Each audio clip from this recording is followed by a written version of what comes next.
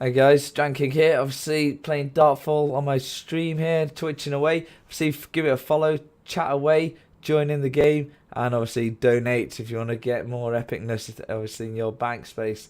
Alright, I'll see you guys later, enjoy the video, bye. Okay guys, so we're just going to go over another feminist video. Alright, last one got quite a few views, so I thought I'd give another feminist one a go, see how we get on.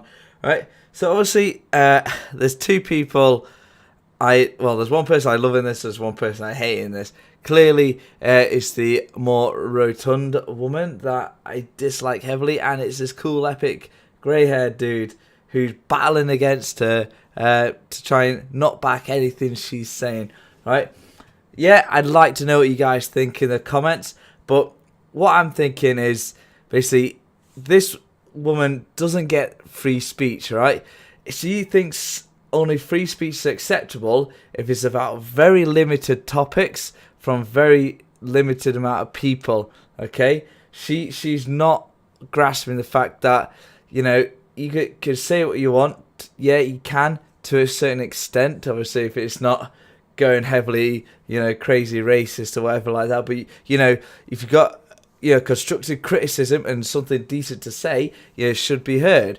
Okay, but she won't have that. She's literally just like, you know, we can't have this type of newspaper in, you know, it promotes the wrong thought. You know, even on journalist courses, they can't have certain newspapers in because it has opinions in it that she doesn't like, so it's been banned. But yeah, anyway, we'll crack on with the video. Let me know if you think this woman is being a bit over the top, you know, and a bit more hassle than needed. Alright, see you guys later. Enjoy the video. Don't forget to follow, like, share, subscribe. Hit the notifications below. Everything helps me out greatly. See you later. Going back to the story we just did the film on there, we're joined now by the author and journalist Kate Welsh. Welcome to the programme. Recent free speech rankings survey by Spite said that 94% of UK universities have censored free speech in the past year. Some have no platform, people like Germaine Greer, Roger Scruton, and a human rights activist called Miriam Namazi.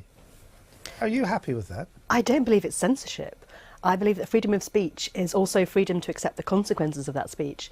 And if that means that certain institutions don't want to promote or give you a platform to say these things, then you have to accept that. Really? Yes, I do. That's not curtailing freedom of speech? No, I don't think it is. Well, people like Germaine Greer. But you've just taken away the freedom of these people to speak at the university. They can speak wherever they like, but freedom of speech is not freedom to be invited wherever you want. What's the point of a university if you don't allow a variety of views to be expressed? A variety of views, that's absolutely fine.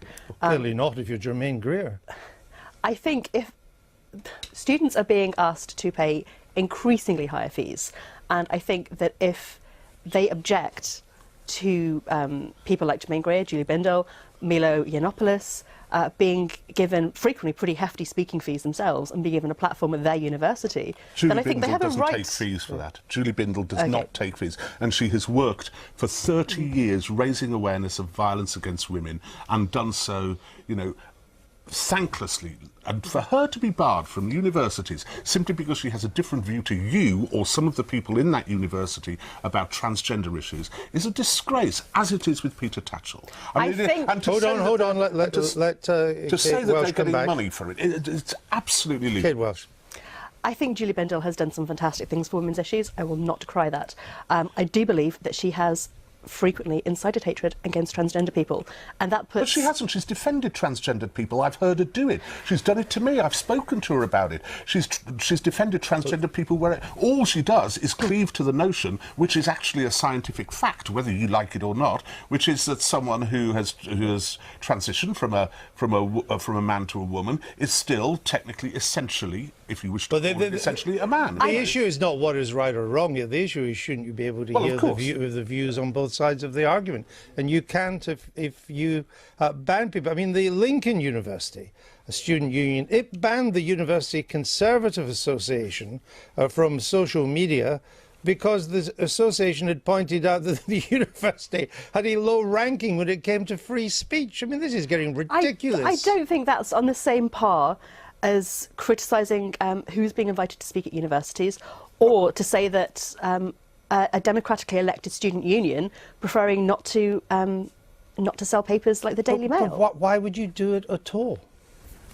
Why are you scared? I'm not remotely scared. Well, I know, but isn't a university exactly the place where there should be this cross-fertilisation of ideas, of political opinions, a breadth of informed opinion, of contentious opinion, of things which you might find difficult to accept, and things which I might find difficult to accept? That's what we should have at universities. Surely that's the point of it. But freedom of speech and freedom of expression for minority groups has traditionally been oppressed or made difficult to access by people who criticise their ability to exist, like Julie Bindel with trans people, She doesn't criticise their ability to exist. No, we've been around that. We've been around that. Yeah. The principal at issue here is not the rights or the wrongs of any of these issues. It is that the university, if you're lucky enough to get to one, is one of the few times in your life when you can go along and hear every view under the sun.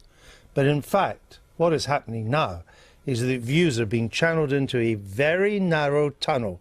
And if you're outside of that with your views, you don't get in. I think it's a very exciting time to be a student right now.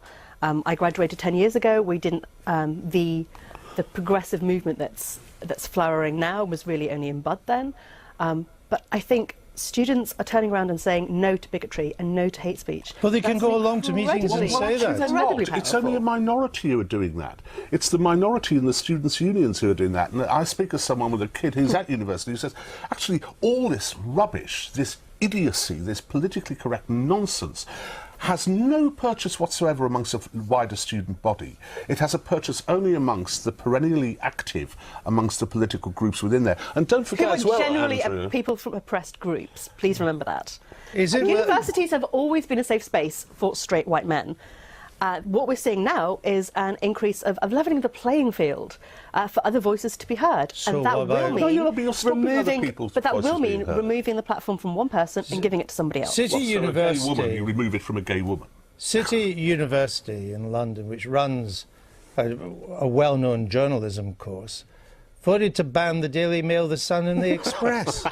What's the point of that? Nobody, you don't have to read these papers. Why would you ban them? When you're on a journalism course, it's fabulous. I think Is Daily it Mail ju- and journalism don't always go hand in hand. No, that's your It's one of view. the most That's successful just your newspapers in view. the That doesn't world. give you the They're right they're to not vote for preventing banning their them. students from buying it anywhere else. They're saying in this specific Campus, in the specific where campus. people are studying journalism. I mean, if you don't like Daily Mail journalism, I perfectly understand that. Journalists should know what, in your view, is bad journalism. It's a commercial boycott. It's perfectly acceptable. You have to remember as well, Andrew, that it's not just the students. There was the Adam Smith Institute report recently, which suggested that I think it was 85% of university lecturers tended to the left, were liberals, tended to the left. Sure, but that's Adam always Smith. been And, the and case. so, Adam Smith. That's well, no, it hasn't regularly always the been the case, case. pretty much. Back in the 60s, they did this comparison. It was something like 60%. So it's still a majority, but nothing like the hegemony within those universities now is all from this sort of left, liberal, censorious, intolerant and authoritarian... Well, that's your view, I suppose, as well. Well, yes, I just said it. Yeah, but I mean, in terms of viewpoints, Yes, that isn't yes. generally accepted by everyone, that is the view at universities. Right. Oh, well, Welsh, thank well, the you. left-wing We view need is. to move on. Thank you Thank very you very much for much. being here.